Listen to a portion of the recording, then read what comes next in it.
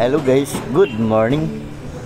Sa umagang ito guys, yan, mayroon tayong pipino. Ang isang masustansyang pagkain. Alam nyo ba guys kung ano ang pipino? Ito ba ay prutas o isang gulay? So, iyan po ay papaliwanag sa inyo ni Dr. Willie Ong kung ang pipino ba ay prutas o gulay at kung ano ang benepisyo nito sa ating katawan. So guys, panoorin nyo ang video na kasunod nito mula kay Dr. Willie Ong. So guys, panoorin nyo ha. Kain ba kayo ng pipino, cucumber, o binabaliwala natin itong pagkain na to? Sabi natin, baliwala, walang laman. After this video, tingin ko mapapakain kayo. Okay?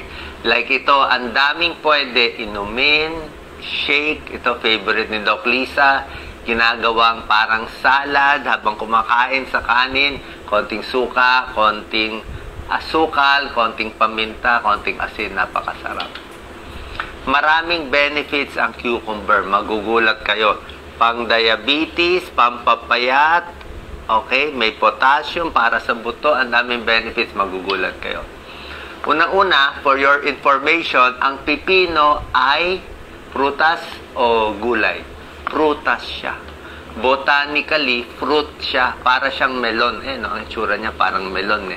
Kaya lang, pag niluluto siya as gulay. Pero kung tinanong kayo, fruit siya. Prutas. 10 benefits. Number 1, marami siyang nutrients. Okay? Anong marami sa kanya? High fiber. Ang sikreto sa pipino, nasa balat. Kailangan kainin yung balat. Hugasan lang maigi. Nandyan yung fiber para sa tiyan, para sa colon cancer, iwas. High fiber, low calories, hindi nakakataba. Tapos mataas sa vitamin K, para sa buto, para sa dugo, mataas din sa potassium, at ang tubig na laman niya, ang liquid, 96%. So halos lahat tubig, 96% water. Kaya mapapainom ka, imbis na kung kulang na inom mong tubig, let's say ang tubig mo, 6 na baso lang sa isang araw, ang tubig or liquid. Kung kumain ka ng prutas at gulay, aabot ka ng mga 10 glasses of water kung marami kang kakainin nito. So, nakita nyo, low sodium, pero high potassium, high fiber. Tapos, ang maganda sa kanya, low calorie. Isang ganitong malaki, 45 calories. So, isang ganitong maliit, 16 calories lang. Second, marami siyang antioxidant. Antioxidant, anti-cancer. Although, syempre, yung pag-aaral niya, hindi naman talaga evidence-based na sobrang laki pag-aaral. Yung may naaral namin sa cardiology, hindi po. Pero kailangan din natin kumain Kahit imbis na kumain kayo ng meriendang donut at soft drinks, ito mas healthy to. Ayan, may isang pag-aaral, 30 adults, binigyan ng cucumber powder. Tumaas yung antioxidant or anti-cancer level dun sa katawan. Maraming fluid. Diba? Ang tubig napakahalaga para sa sakit sa ulo, para sa katawan, para makadumi, malabas yung waste products. So, pag yung katulad nito, 96% water, pag mahilig ka sa fruits and vegetables, makukuha mo rin yung fluid. Tsaka yung fluid niya healthy. Hindi lang basta tubig yan.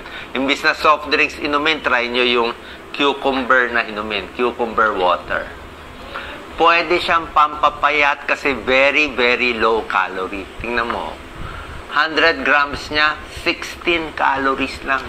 Isang soft drinks nyo, 200 calories na Isang iced tea, baka 300 calories. Ito, 16 lang.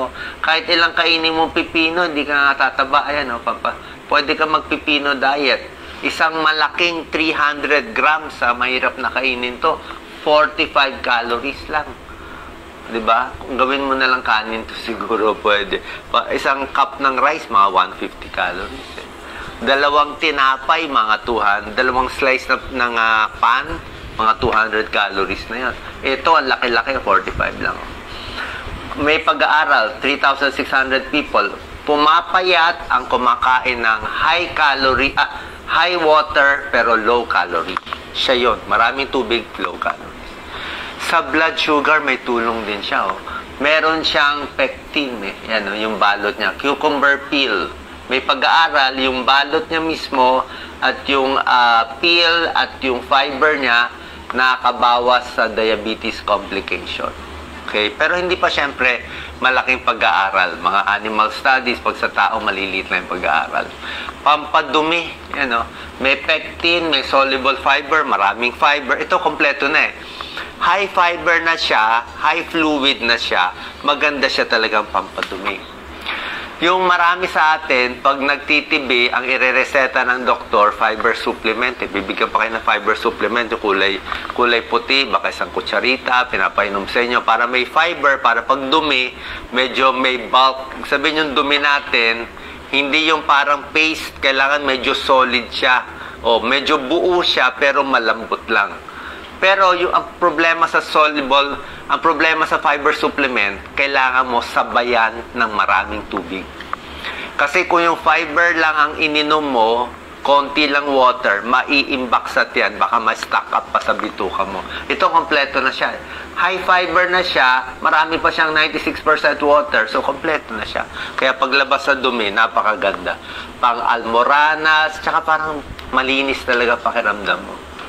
Okay, binabaliwala natin. Ang daming luto, oh. Okay, pwedeng salad, pwedeng dip. Ayan, oh. Pwede malagyan ng ibang prutas. Pampalakas ng buto, sabi ko nga, 62% vitamin K. Vitamin K for the bones, para din sa dugo. Pag sinabayan mo ng calcium and vitamin K, other foods will calcium, vitamin K, maganda sa buto.